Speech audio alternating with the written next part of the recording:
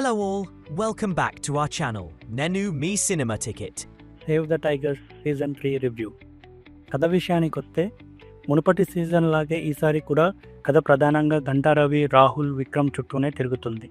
MLA ticket కోసం తన దగ్గరున్న డబ్బంతా ఖర్చు చేసి భార్యతో ఇబ్బందులు పడుతూ కొత్త గేటెడ్ కమ్యూనిటీకి షిఫ్ట్ అవుతాడు గంటా రవి. మరోవైపు బెంగళూరులో తనకి ఇష్టం లేని జాబ్ చేస్తూ చివరికి ఆ ఉద్యోగం కూడా కోల్పోయి హైదరాబాద్కి తిరిగి వస్తాడు రాహుల్. ఇక విక్రమ్ తన భార్యతో విడాకుల సమస్యతో మానసికంగా చాలా ఇబ్బంది పడుతూ ఉంటాడు. జీవితంపై విసుగొచ్చిన ఈ ముగ్గురు ఇంద్రుడిని నిలదీయడంతో వాళ్ళ సమస్యలు అర్థం చేసుకున్న చిత్రగుప్తుడు ఒక లైఫ్ చేంజింగ్ డీల్తో భూలోకానికి వస్తాడు. ఆ డీల్ ఏంటి, చిత్రగుప్తుడు చేసిన వింత ప్రయోగం వల్ల వీరి జీవితాల్లో ఎలాంటి మార్పులు వచ్చాయి, చివరికి ఏమైంది అనేదే ఈ సీజన్ 3 కథ. ఈసారి డైరెక్టర్ మారి శ్రీరామ్ బాధ్యతలు తీసుకున్న ఎంటర్టైన్మెంట్ మాత్రం ఎక్కడా తగ్గలేదు. ఫ్యాంటసీ ఎలిమెంట్స్ని కథలో జోడించడం, క్యారెక్టర్ స్వాపింగ్ కాన్సెప్ట్, రెండు వేరువేరు లోకాల మధ్య జరిగే సంఘటనలు బాగా వర్కౌట్ అయ్యాయి. ముఖ్యంగా కామెడీతో పాటు ఎమోషనల్ సీన్స్ కూడా చాలా చోట్ల కనెక్ట్ అవుతాయి. అలాగే ఉమెన్ ఎంపవర్మెంట్ గురించి చెప్పిన కొన్ని సీన్స్ ప్రేక్షకులను ఆలోచింపచేస్తాయి.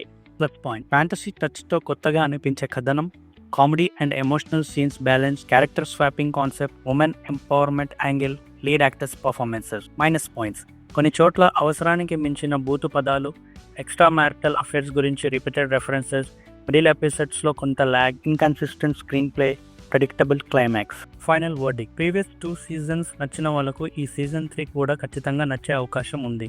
స్టోరీలో పెద్దగా కొత్తదనం లేకపోయినా comedy, fantasy elements, emotional moments కలిసి మంచి టైంపాస్ ఎంటర్టైనర్గా నిలుస్తుంది.